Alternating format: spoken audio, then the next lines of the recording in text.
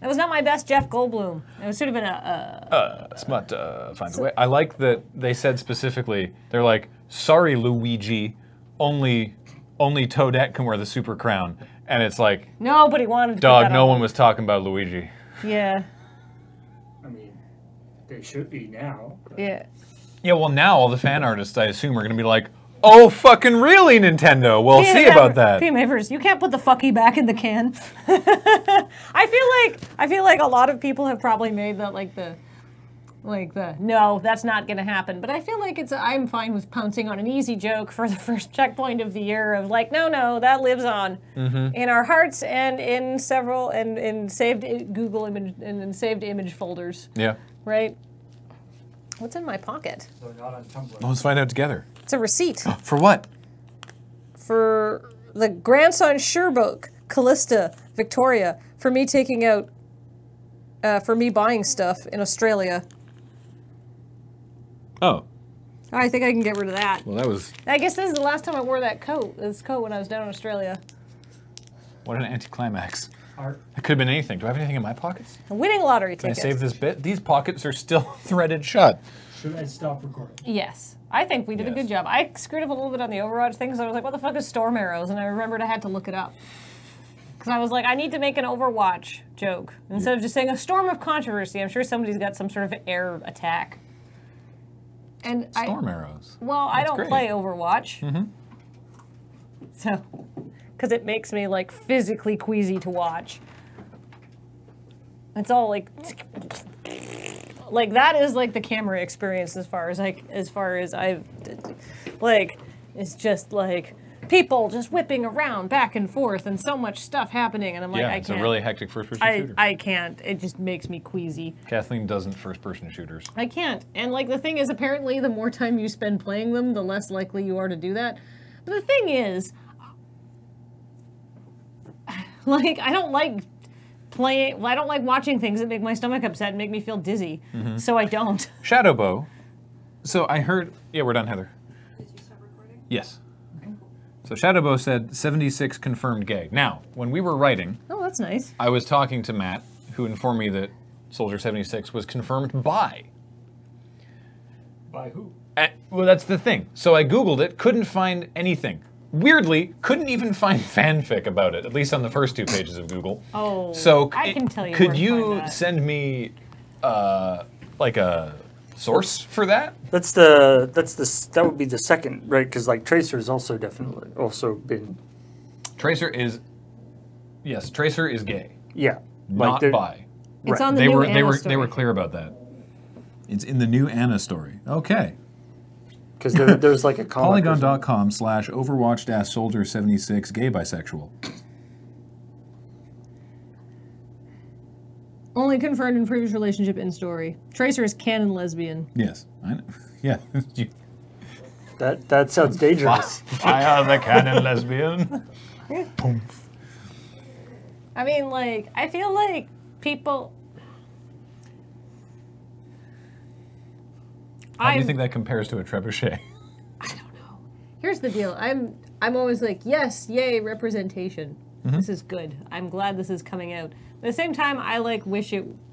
This is maybe this. You wish it wasn't. It'd be like, haha. You wish Yeah. it wasn't. Didn't need to be a thing. Yeah, I wish they'd just like when they release all the Well, the character thing stats, is- it was like this is what they are. This because people care about their sexual orientation. Here it is. You don't need to make a news release about this. Well, the thing is, like, You know? they didn't, right? Like, it sounds like it was just Yeah. it was just referenced in a story. Yeah. Because the information has to get out somehow. That's true. Right? But then people are like, oh shit, let's do a news story about it. And that's how everything starts spinning it's- wildly out of control. Yeah. It's kind of weird that there's like all this Oh my info God. about their Oh, personal Zarya lives. canon but- lesbian. MTG to best. What? Sorry. That's why he needs his super. That's why his super is auto aim. Because he can't fire straight.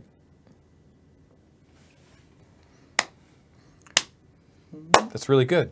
That's a good joke. I believe this Thank you. is just in the comics. Just in like I don't think anybody talks about their relationships No. in the game. No. This is just Tormir's got comic. like 9 kids or something. There's like one panel with like Torbjorn surrounded by little Torbjorns or something like that, and everyone's like, "Oh man." Oh, everybody says boo to that. I thought it was a funny joke. And as we all know, Bastion fucks. That's what I've heard. Yeah. I just... I've not been previously aware of Bastion R.E. fucking. I don't care. Okay. But it's an interesting, like, that they that they put that like, I feel like Overwatch is it's slightly unique among these kind of games, not only in the sense of, you know, representation of gay and lesbian and bisexual stuff, but just the idea, like, you know, Counter-Strike, we have no idea about the internal lives of the characters in Counter-Strike. That's true. Well, there aren't characters. I mean, there aren't characters. I mean, Team Fortress, you see stuff, but you don't know. They'd have no relationships. Yeah. Yeah. Like, there's all sorts of behind-the-scenes stuff in Team Fortress, but the characters don't really have relationships. I just look forward to the day where we don't presume everybody is straight till otherwise demonstrated. Well, I mean, But that's what I mean. Like, it's entirely possible that characters in the Team Fortress world are not straight. yeah. But it's not a part of the discussion because they don't demonstrate any kind of relationships at all. At all. I know, it's true. Overwatch is sort of weird that it's got this incredibly deep lore and backstory that people love and is not represented in the gameplay whatsoever as far as I can The spy is canonically had romantic dalliances with the scout's mother. Uh-huh. If I recall correctly. Maybe that's I feel wrong. like most of the characters have expressed feelings of romance towards their various pieces of weaponry in Team Fortress, but not necessarily to each other. Spy is Scout's dad in canon. That's represented in gameplay through a gun. Okay. Yeah. The opposing Scout's mother specifically. Right. That's. I mean, Team Fortress is a weird scenario anyway, because it's like there's two identical teams of people. It's let's not try to get too deep on that particular thing. Yeah. But anyway, you were saying, you know, assuming everyone is straight. I know there's lots of people that did not assume that. They just, you know, as someone was saying, it's like fanfic writers assume everyone is pansexual until proven otherwise. It's true. And even then, they don't care. It's not going to stop them. Because who gives a shit? Go for it. Exactly. You live your life. Okay. News. What did we actually talk about? We talked about the, speaking of Overwatch, we talked about the dumb thing with Team Second Win. Fuck that guy. Yeah. Fuck him. Sorry. Yep. That whole That's my whole scenario. So bad.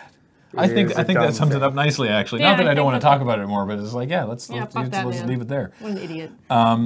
I started writing the Star Citizen story, and I was like, man, this is really short, but I also want to talk about this Nexon thing. Wait, I know, I'll just do one story about lots of money.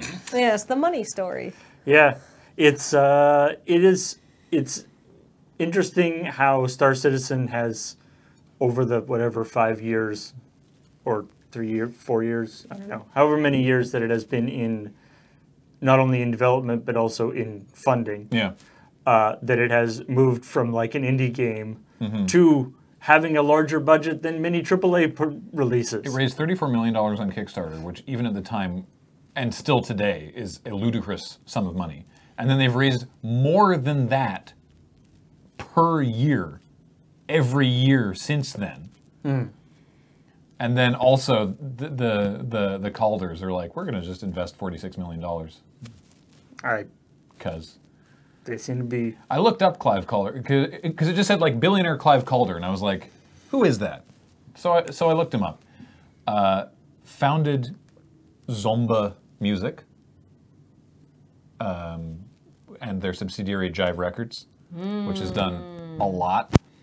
It's just when the Wikipedia article for the person says that they live in the Caymans, I tend to assume they have a lot of money. I mean, presumably there are poor people in the Caymans. Presumably. There are just the regular people who live there. In the Caymans. When it's a white guy from the States who used to be a record executive and lives in the Caymans, I assume that they're fleeing from something. In this case, I guess tax. Yeah. Tax. Now, paying their fair share. Yeah. Now, I would assume that the $34 million or whatever. 46 from them. 46, sorry. $46 million is not, I would like to support your crowdfunding campaign for $46 million. No, it is definitely... I assume they're actually like buying it is some sort of stake. Listed as an investment. Right. Yeah. So theoretically they're getting more back for their money than most of the people. Because like most of the people putting money into it are just like, we're excited about this game and we want to get stuff. Yeah. That's a good point. The people who live in the Caymans don't have their own Wikipedia pages. All right, so yeah, if you're notable enough to have your own Wikipedia page, and you live in the Caymans, I assume you have lots of money. All right. Good. I'm glad we figured that out. Anyway, yeah, I assume they're just gonna that they're actually like have a Yeah. chunk of the game, which is interesting because presumably they from a investment point of view see it as a worthwhile thing that they'll make their money back at least. That's what confuses me, because I don't understand. Like, Star Citizen is a statistical outlier. They're an aberration and should be discarded from planning, right? Because it's like, right, if they're getting all the money up front. Yeah. From the users. Like, normally you have a company, they have capital, or you get investors, that's the budget, then you make the game, and then you sell it to the consumers. But you're already getting all the money from the consumers. So, because that's what crowdfunding does. So all you're supposed to do is then make the game and give it to the people that crowdfunded you. Right. Implying you're not really expecting to then make a bunch of money. Oh, yeah, it's sort of like... Certainly not enough to warrant $46 million. It's sort of like the early access thing, right? Where it's like, I mean, it is effectively early access. It's like anybody who was excited about the game presumably has already bought it at this point. But I guess the hope is that once it actually comes out and it is, the greatest thing anybody's ever seen, then more people will buy it. Or maybe there's like a subscription plan or something. I wouldn't put it past them. Or, DLC, because obviously that's part of their whole thing, too. So this PT thing is super cool. Yeah. Because I didn't realize... It's very lovingly, like it's really well done. I didn't realize that they'd used models from the original thing. The guy spent tons of time doing like the lighting and stuff like that, but for like maximum verisimilitude, it uses the original in-game models and sounds. Because he's not trying to make an original game, he's trying to make PT playable for other people. And yeah, I have not played it obviously, because I don't really like scary games, and I didn't want to like pee my pants before I did Checkpoint. But according to all reports, it's very well done. So if you haven't played PT, head over to Itch.io and grab it. No one's going to buy my PS4 it's like now. Unreal PT. Yeah. Yeah. Somebody, there was a thread on Ask Reddit that was like, if people covered video games the same way that people cover songs, what's a cover you'd like to see? And there was a comment that I really liked, which was, I want to see Kojima's Dark Souls and Miyazaki's, not Hayao Miyazaki, the Dark Souls Miyazaki, Miyazaki's Metal Gear Solid. Like, that'd be really cool. Yeah, it's too bad that, like, a game like that takes, 3 or 4 years and hundreds of millions of dollars to make. Which kind of precludes the actual, just sort of like casual covering of a thing. Yeah, it doesn't really scale. That's why it's a fun hypothetical. But anyway, I mean, I've always said that like I would love to get Kojima doing story for games that aren't Metal Gear. That in some ways he's not necessarily like the best person in terms of the mechanical aspects. Yeah. That, like Dark Souls, like... The funny thing with Dark Souls, of course, is that Dark Souls is all about story being extremely not explicit. Yeah. And Kojima's about story being way too explicit. Yeah, that's a really good point. So some combination of the two maybe could be interesting. Yeah. So then the Star Control sort of update. They've raised $500 million. Think of it that way. That was Star Citizen. Sorry. Star Citizen. The Star Control. Oh, yes. The lawsuit. Not the ongoing legal, not lawsuit, but ongoing legal kerfuffle. Brouhaha. Yeah. Fracas. Yes. There's a lot going on in there, and they're like Ford and Ritchie, who at least one of them still works for Toys for Bob, who just did the apparently really, really good Spyro HD remake that I want to play. But this is, just to be clear, this is not a disagreement between Stardock and Toys for Bob. This is Stardock and Ford and Ritchie personally. But there's also like at least a year, if not more, of like these like weird back and forth stuff. Yeah, both sides working on different projects. Yeah, this started in 2013. Yeah.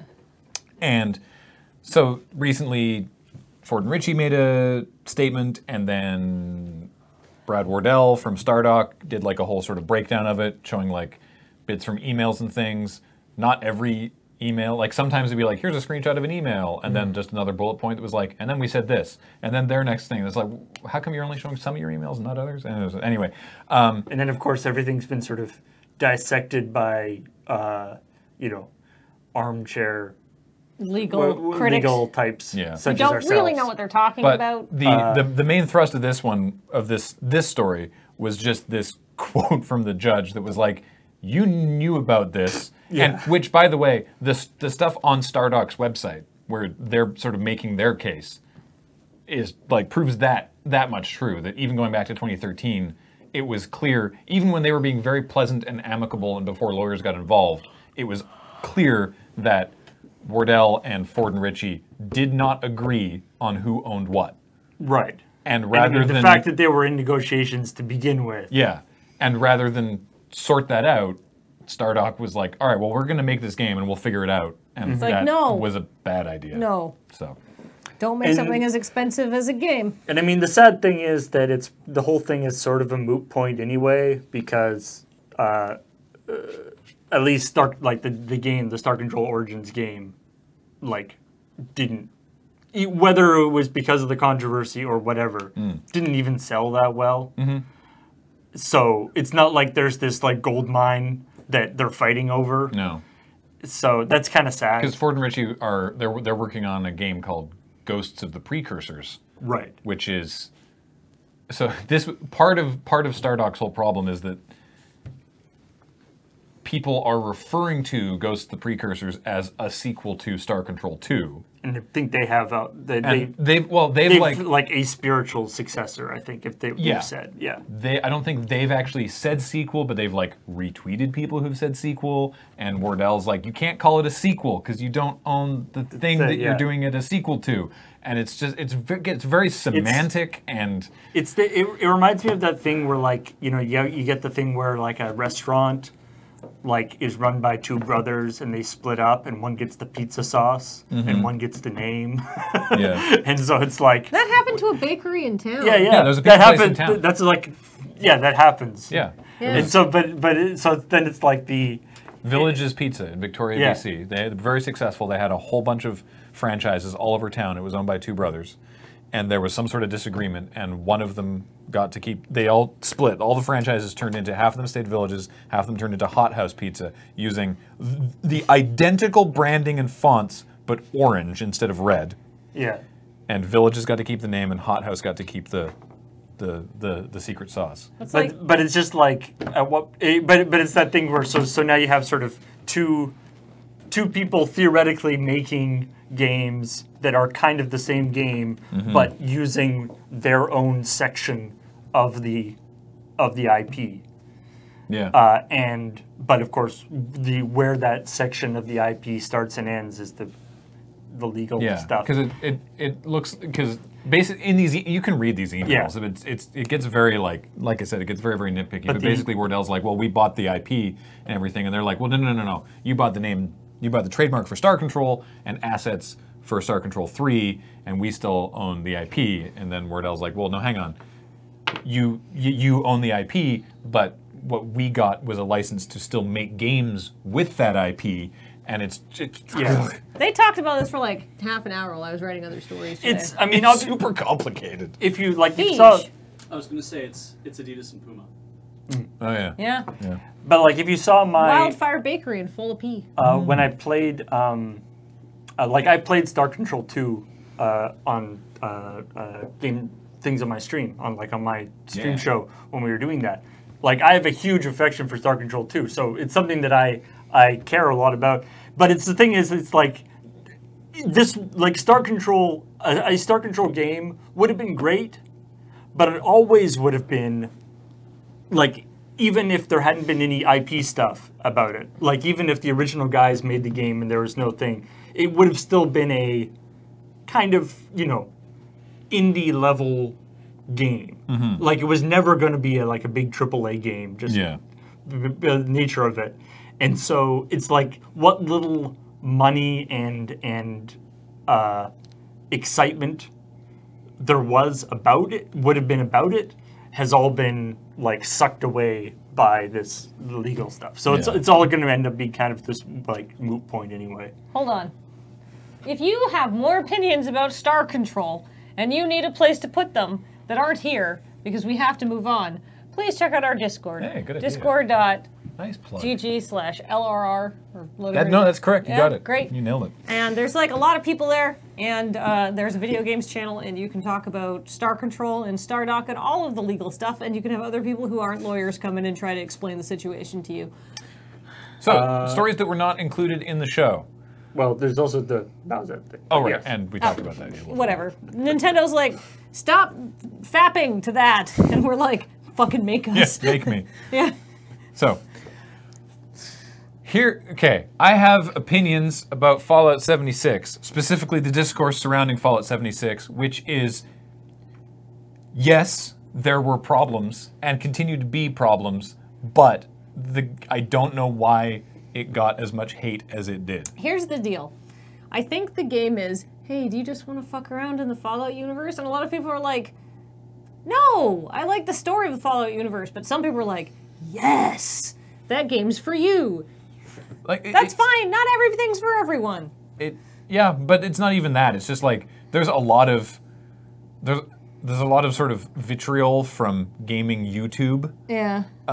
Where Fallout 76 has become I feel undeserved punchline, which is not to say that there are not real issues. It can be multiple things. It doesn't have to be a binary thing. That said, you remember the Y2K bug? Remember the threats of Y2K? It's like, oh, well, when the year ticks over, everything's going to stop working, and then that didn't happen. Well, after the new year in Fallout 76, nukes didn't go. Yeah, something about turning 2019 is people couldn't launch the nukes anymore, which seems like not necessarily a bad thing, but it's also like the end game content. The guys that were supposed to like die and give you like part of the codes weren't doing that anymore. What I love is like the failure, the mission thing on the screen had like success and failure superimposed on each other. Yeah. But to be fair, when the system messes up, it stops you from launching nukes. That is what we call the failsafe. That is what, as in it is safe when it fails. Yep. That is how it should be. Just because a couple people think that I'm like side-eyeing Jim Sterling. I love Jim, and he put Fallout 76 on his shittiest games of 2018, and that is totally cool. He's allowed to do that. And here's the thing. He said a lot of specific points about Fallout 76 in his shittiest games breakdown. And I disagree with some of them, and I agree with others. And that's cool. That's fine. Yeah. Like, there's some things that I'm like, that was not my experience. There's other things that were like, yeah.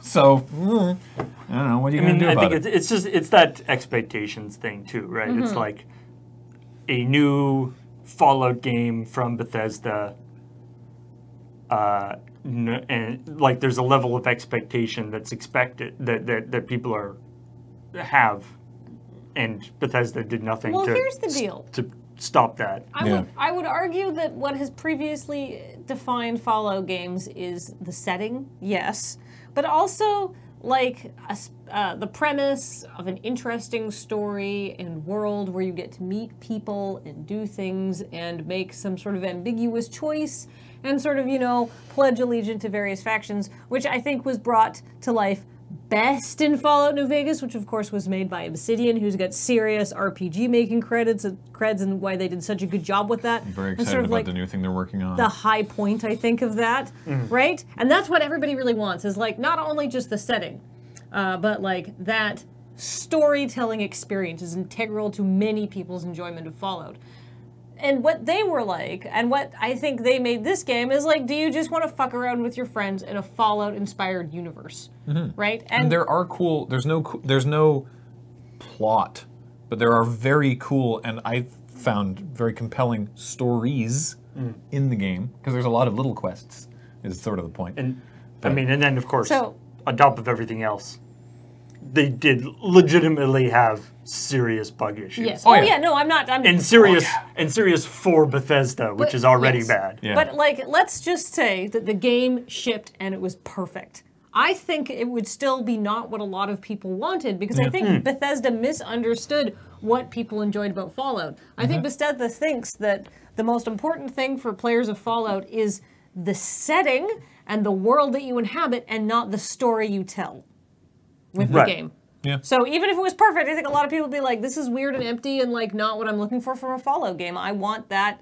I want the characters. I want the story. I want to feel involved in this world. Yeah. Right? So ignoring the technical issues, I still think it's not what people wanted from a Fallout game. Yeah. I agree. But then, if you were on the fence, then Yeah, the technical issues are just like- completely broken. Yeah, that's not helpful. Yeah. But like I said. I was doing some playing with Foxmar and Unseen Academical, and he got stuck. Unseen got stuck in his power armor, Yeah. but he figured out a way to get out of it. Yeah. He just had to die, and then after dying, but before being given the opportunity to respawn, force his game to crash. I feel That's been fixed, by the way. I feel like if the game had been like technically sound, it just would have come and gone and not generated any attention. People would have played it, been like, meh, right? Some people really like it, like you enjoy that kind of gameplay Yeah. loop, right? That's fine, but that's not everybody's use case for Fallout. And it just would have been like, and people just would have forgotten about it entirely. But because it's so bad, it's yeah. like, And I think there was occupies kind of our a brain build-up space. in people being annoyed by bugs in PC games in particular, like anyway, like not Fallout, but like just there have been some very high-profile either bad ports or bug things, right? Yeah. And so Fallout became this like sort of poster child for that. It's also, and again, we're going to move on in a second, Yeah. but something else that bothered me, and it bothered me with Destiny 2, which is another game that I love, and lots of games have been doing this, where they do their big, they call it a beta, and it's not a beta. It's just like a network stress test, but they call it a beta, but they don't, they're like, we're doing this beta, and it's like, wait, it comes out in 3 weeks. There's no way you're going to be able to fix all these problems that we've just told you about in this beta. And then the company goes, whoops, and then releases it, right? Like, Yeah, a beta that's implies not a fucking beta. a beta implies that they're going to go back and fix stuff after that. They're Yeah. looking for feedback. Yeah, exactly. Yeah. The Destiny one That's was a good point. The Destiny one was way worse because people were like, this is a problem, this is a problem, and this is a problem. And then Luke Smith, the game director, was like, oh, yeah, no, we know about those. Those have all been fixed. You're playing on a older build. what And the people fuck were is like, the point of this then? Exactly. People were like, what's wrong with you? What? This isn't a beta. Just call it a stress test. Yeah.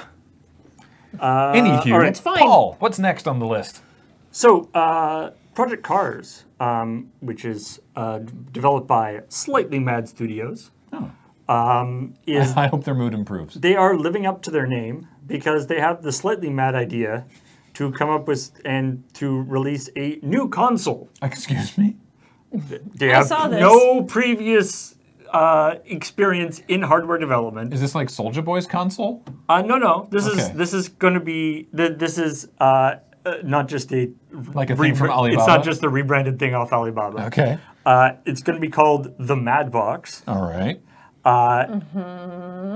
And Ouya the premise is it's going to be the most powerful console ever built. It's literally mad. You want 4K? You want VR at 60 FPS? You want a full engine for free to develop your games on? You have it. Oh, sounds like a guy beckoning you into a back alley being like, you want specs? I got specs. I got specs. Totally legitimate. So- Specs. Specs. Get them here. Like the thought is that it's basically like it's not a Steam box, but like some sort of it's like a PC, but in a box. I have to interview these people so I can ask them that. And what's your business plan?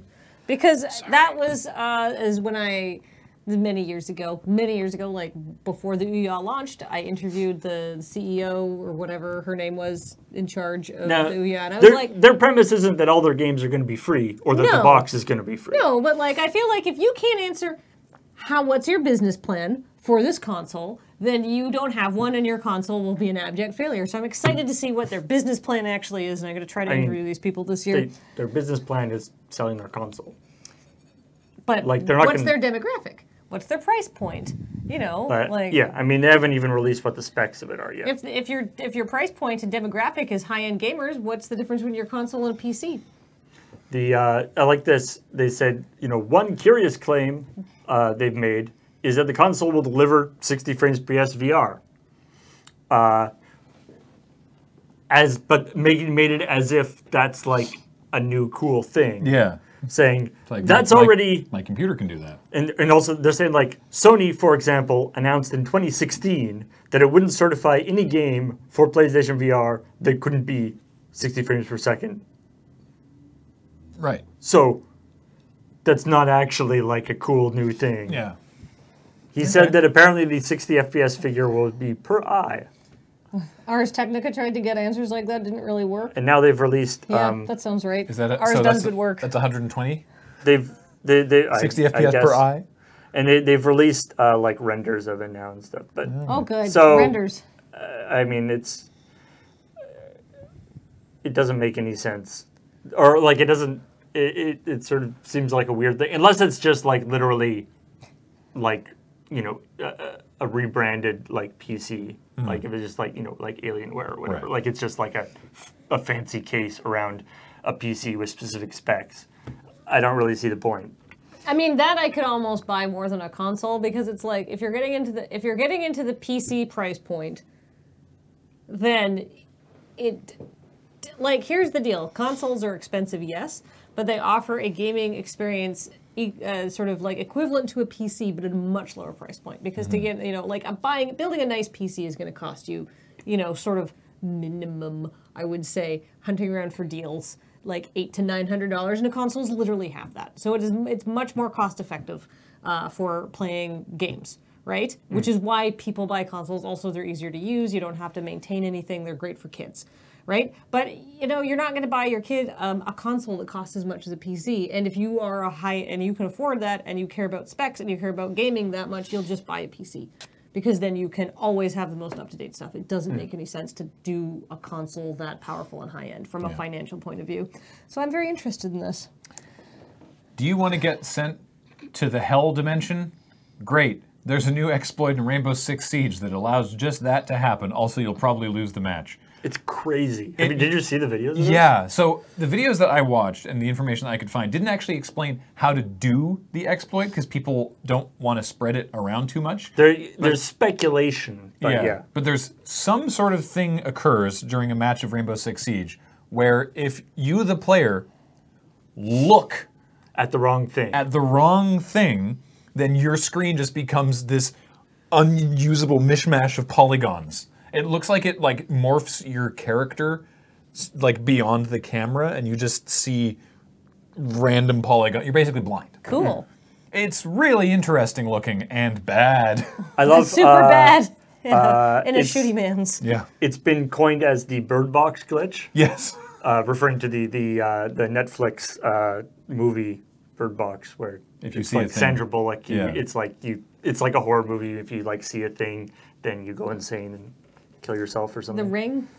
But yeah, the effect of it is actually is pretty neat.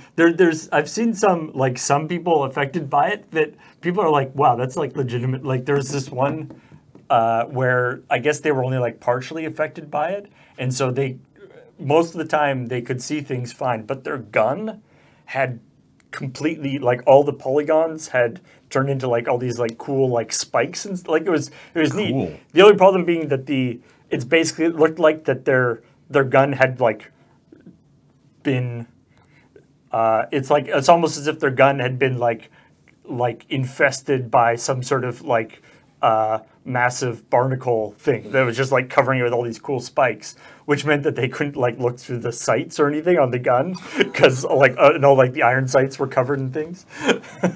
It was really weird. Yeah. The way 3D games fail are quite impressive. Obviously, this is expected to be patched out relatively soon. Yeah, they tend to be pretty. And pretty even good if it about isn't, it's apparently related to, people have worked out that it's related somehow to shadow anti-aliasing or something. Because if you go into your, if it happens to you, you can go into your settings, and if you turn like shadows off and then on again, it'll go away. But just seeing people's like reaction to it, being like, there'll be like one guy being like, "Hey, what are you doing? Why are you just standing there?" It's like, I can't see. I don't know what's happening. Neat, huh?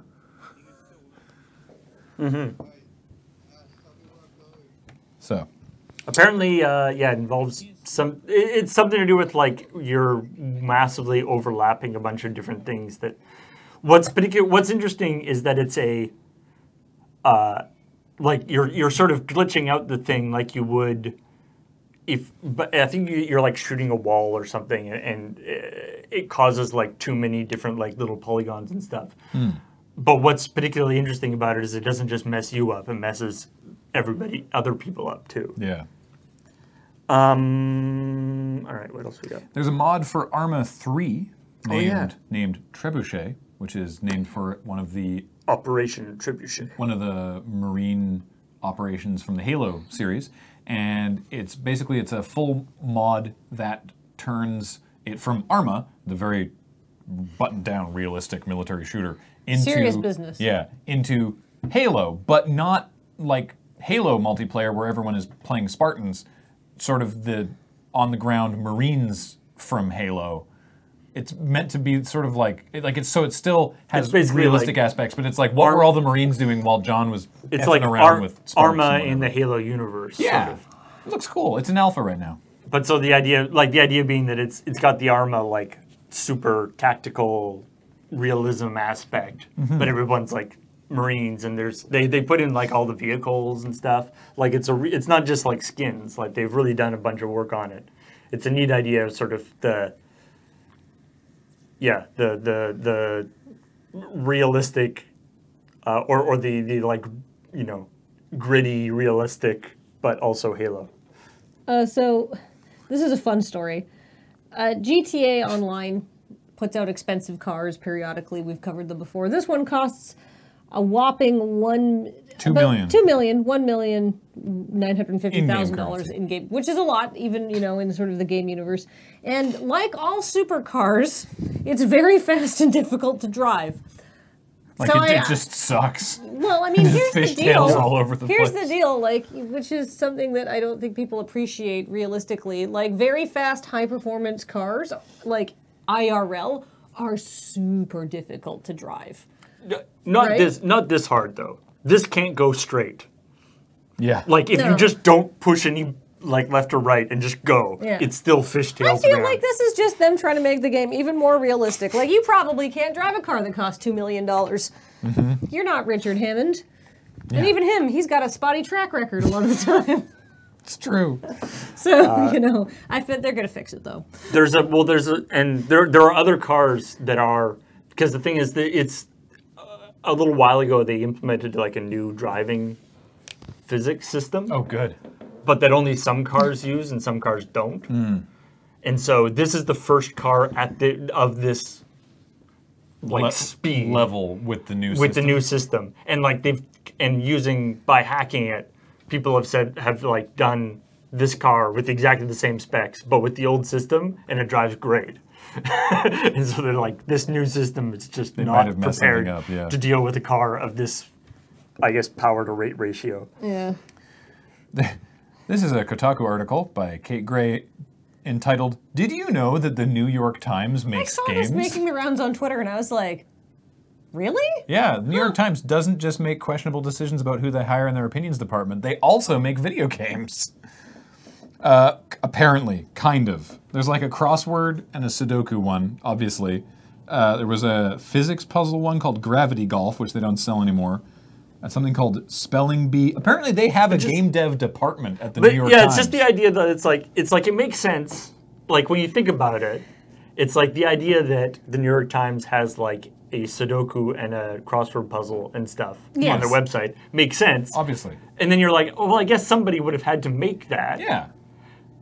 And I guess there's enough opportunity to either make it and then like do updates or bug fixes or all the stuff that they need, like an in-house team. Mm-hmm. So yeah, be like, yeah, I'm a game dev for the New York Times. Yeah, there was a post on their website from one of the designers that works in the game design department at the New York Times, basically being like, "Hello, we exist." Just sort of like, "Oh, okay, cool, sure, why not?" Yeah, they're not going out there trying to make like, Fallout 76, but I can imagine there's been a few instances. I don't know if the New York Times has been big on it, but I know there's been various instances of high, big news companies producing not really games, but like interactive things as part of articles. Yeah. Which I would imagine, probably even if falls it's to this. even if it's not like a game, still uses the same people, and obviously a lot of the same technologies could be involved. Mm-hmm. And then the last thing we have on the list here is that there is an LGBTQ video game exhibition in Berlin, including stuff by Robert Yang, whose games we would not be able to show you clips of because they are all banned by Twitch. And many unjustly. Some justly, to be fair. But yeah, so if you live in Berlin or can get access to Berlin, go check that out. It's not really like the kind of thing, like it's cool. Access to Berlin. Well, Anybody? if you're gonna be in Berlin, They're just standing. you live somewhere close by. Standing outside the fence of Berlin, being like, "Hey, what's up?" They took that down. Can I? I was trying to not go for the wall joke, but all right. I already made a Richard Hammond driving joke. I mean, like. Remember when the fence tipped over? You know what? You know what time I went to sleep last night? Probably like 4:20. The air horns, because I could not sleep. So I'm feeling punchy already. Yeah. Apparently it's I live based 2 hours from Berlin. When is this? Now? Apparently it's Now? it is currently active. In the Schwooz Museum? SCHW. Until December, May. Yeah, December 2018 to May 2019. It's called Rainbow Arcade. It's based around like a rainbow thing. Like there's different rooms that are different colors. Yeah, Robert Yang has a whole section just for him, which is great. Yeah, that's all I have.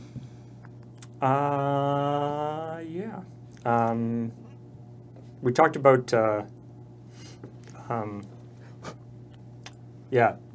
for those of you who saw the CheckPoint last week, we tried to sort of cover a bit of the news that came out like during the December when we that we weren't actually live with CheckPoint. There's a couple of news things of like the Fortnite dances and that kind of stuff that we covered a little bit of during the CheckPoint. Yeah, I was going to do a bigger thing on that, but there hasn't been any sort of new information. Basically, I think we should just wait till like some legal stuff comes out. Yeah, I don't know if you talked about what I said in the Slack about that. Yeah, about how it was the same. It's the same lawyer representing the other person, and they probably just went to Alfonso Ribeira and were like, "Hey, do you want us to also sue them on your behalf?" And he was probably like, sure. And they're like, hell yeah, actually, how much money are they making off that thing that I invented? Fuck them. Hey, AGDQ is back on. Pew pew. Pew Yeah, pew. they're on this week. Fast games. Pew pew. If you want, yeah. good stuff. Awesome games done quick. It's the opposite of, while still being for great positive charities, kind of the opposite of Desert Bus It's in like a lot of ways. Mega version. Yeah, I describe Instead Desert of- Bus as terrible games done slowly. Yeah. Instead of a bad game played for a long time, it's good games played for short times. Come for the games, don't read the chat. Well, they still, as of last year's AGDQ, they've done sub-only chat, Which is slightly better. which makes it tolerable. Not gonna say it's But great. still, there's literally There's still a lot of people. There's literally no benefit. Like no one on stream is talking to the. No. There's And it doesn't matter. And I mean, it's even like in with like say Desert Bus, where the chat is extremely positive, it can still be like and the number the chat is so moving so fast, and AGDQ has like 100 times more people, so like it's just sort of a stream. You can't really look at individual things. The Maricat says they need to rent out LRR mods to other charity groups like this. That just makes me want to just put my arms around all our mods and go, no, stay. No, I would never inflict something like that on our mods. Are you kidding me? No, I'm sorry. Our mods don't deserve that. Yeah, caffeinated lemur. I decline. Correct. Yeah. Good grief. Wait, where'd your sword go? Are you still a mod? Were you ever a mod? Am I getting confused now? Your Desert Bus mod. That's where I'm getting the confusion. God, keeping these things How straight. could you threaten our mods like that? Yeah, exactly. Yeah. Hell no. Yeah, Wow. no kidding. Anyway, should we move on to the subs? Yes. Yes, All we right, should. quick bit of housekeeping. Tonight, Dice Friends returns. Oh my gosh. And you will see it here, but you won't get a ping for it because it's going to be on twitch.tv/DND. That's It's on right. The official live. It's the official Wizards D&D channel. We will host it here, but you don't get the ping when it goes up because it doesn't do that because we're going on the other channel. But that's 5 p.m. Pacific. That's in 2 hours. It's fine. It's only the longest story I've ever told on the official D&D channel with a pretty niche setting. So I've put in a lot of stuff because, like, if you're like, I want to watch this campaign, but I don't play Magic, or I'm not like up on Ravnica. Because I was talking to Dale about this, and he was like, wait, give me a refresher on this, give me a refresher on this. Dale's a former Magic judge, right? Dale knows Magic. But if Dale, as somebody who is like clued into the, not like a current player, but like has played Magic, is not like super up on the intricacies, I'm like, I took away from that meeting and I was like, I need to take a step back from this and make this accessible to people who don't know what the fuck Ravnica is. So if you know a lot about Ravnica and you're like super embedded, might be telling you stuff that you've heard before. It's but gonna if be you- fine. But if you don't, this is a campaign for you. This is designed to be enjoyable to everyone. So if you don't know about Ravnica, Even if you know Ravnica, I've heard some of Kathleen's box text. oh, it's going to be really funny. It's very funny. I hope so. It's very funny. If you don't know Magic, it's still going to be good. I know nothing, so this will be good. Yeah, I wanted to make this accessible because it's D&D. It's not Magic. No. So let's make Magic, the setting, accessible to people But at who... the same time, it's also kind of both. Yes. Yeah. Basically, I wanted to make it so you didn't already need to know how to play Magic to enjoy this campaign. Wait, Dale is playing too? No. No. Dale is not playing. Kathleen is the DM. Yes. And But I like Surge. talking to other DMs. Serge, Ben, Ian, and Cameron are the players, and it's going to be great. All right, let's Okay. welcome all the subscribers. Yeah, then we can get lunch. Starting with Ba ba ba ba ba. Goza0001 is a new subscriber. Foxmar 320. 61 months. What's up? Speaking of our wonderful mods, Agent Magic Master for the 5 years. Pew pew. Generic Evil Genius for 56 months. Thank you very much. Mirnus 61 months. Welcome back. Hey, Ink Face Foz has been here for 23 months. Thank you so much. Exit Pursued by a Bear for 39 months. Toshar with a 31-month resub. I'll answer questions about VODs after the subtrain. Kathleen. Hey, Ryson has been here for 64 months, the power of 2. Glodnox for 18 months. The File Clerk for 11 months. My goodness, it's your friend and mine, Rafa Brands, who's returning for the 5th month. Thank you for that vote of confidence. And I'm sorry, Paul. Ranabella for 9 months. Thank you. Mass Shake 29X, 41-month resub. VC Skyline for 12 months, 1 year. Cassie 13 for 24 months, 2 years. Caffeinated Lemur, 65-month resub. Welcome back. Stragon for 15 months. Gareth Jones for 10 months. Thank you very much. Pope Deadpool, 7-month resub. Welcome back. Oh my goodness, and Zloner, 15 months. The King of Lies for 2 years. Guys. Gina Siana, a brand new sub. Welcome to the channel. And Matrix Knight, 88, 13 months, starting off the new year right. Androgenikits. Androgenits. 25-month resub. Welcome back. Krieger-san, 65 months. Welcome back to you. Hey, and Mikami9 gifted a sub by Dormar. Thank you both. Casual King 21 for 10 months. Thank you. Cosmic Duct Tape, 17-month resub. Welcome. Oh, hey, it's Gelcamantis, 10 months. Talon 3010 for 4 months. Thank you very much. Vixaya for the 3-month resub. Welcome back. Hey, and it's Stage Manager Rob for 13 months. Jaded Cynic for 11 months. Thank you very much. Booster 6, 14-month resub. And oh boy, it's J Blank, who's returning. Thank you. Modirin for 27 months. A Giant Roach with a 20-month resub. Welcome back. And it's your friend and mine, Juliamon, Hey. one of our mods, 42 months. Thank you so much. And thank you for the 620 bits from Earthen One, Foxmar 320, Pharaohbender 27, NQBW, and the Pear Bear. Woo. Thank you very much. Thank you so much. So, yes, VODs, I'm sure people in chat have already asked this, but VODs for Dice Friends will be on the D&D channel because that's where that's broadcast. But we will then be putting our VOD, a video version of it on our Loading Ready Run YouTube channel on Wednesday. And also, audio version, you can subscribe to Dice Friends on iTunes. The podcast. Yeah, Dice Friends, the podcast. iTunes, or there's an RSS feed. You can access it from your podcast aggregator Wherever you choice. get your fine podcasts Wherever from. fine podcasts Podcatcher. are sold. So, yes, the audio only, video on our own YouTube, or if you need to see it on Tuesday, then there'll be a VOD on the D&D channel. So Yeah. So yeah. check that out. So yeah, if you like me, check it out. If you don't like me, but you like Ben, Ian, Serge, or Cameron, check it out. If you like Magic the Gathering, check it out. If you don't like Magic, That's fine. you will probably still still be like able this, to enjoy actually. the campaign. If you don't like any of those things, Then what are You you? should still check it we're out. probably doing something else Yeah. that you might like. So, Yeah. if podcast is sold, please do not buy it. Yeah. If someone's trying to sell you our podcasts. How can anyone not like you, Kathleen? Please go back and talk to a lot of people I went to high school with then, I guess.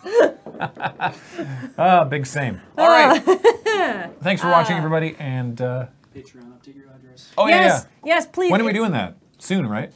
Later in the month. Later This in the month? month. It's Okay. going to have to be later in the month. Later in the month, we're going to be sending out the 2019 wave of Patreon thank you cards. So make sure that your address is updated Please. because we send out a thank you card to everyone at the $10 level. Yeah. Which, by the way, we just got past the 14K I saw Holy that. moly, mark on the thank you. Patreon, That was which is amazing. That's the highest it's ever been. which Yeah. is We So really appreciate it. wonderful. So Thank amazing. You. Thank you. And if you're giving us support, please make sure that we can send you your thing at your correct address, because when we sent these out last year, so many of them came back, which is why we were just hammering on it this year to make sure everybody knows that their address is correct. And if you're not supporting us monetarily, either by Patreon or Twitch, that is totally cool, and thank you for being here. Yeah. All right, I'm going to go get lunch. Bye, everybody. Elbows if I have to. Bye.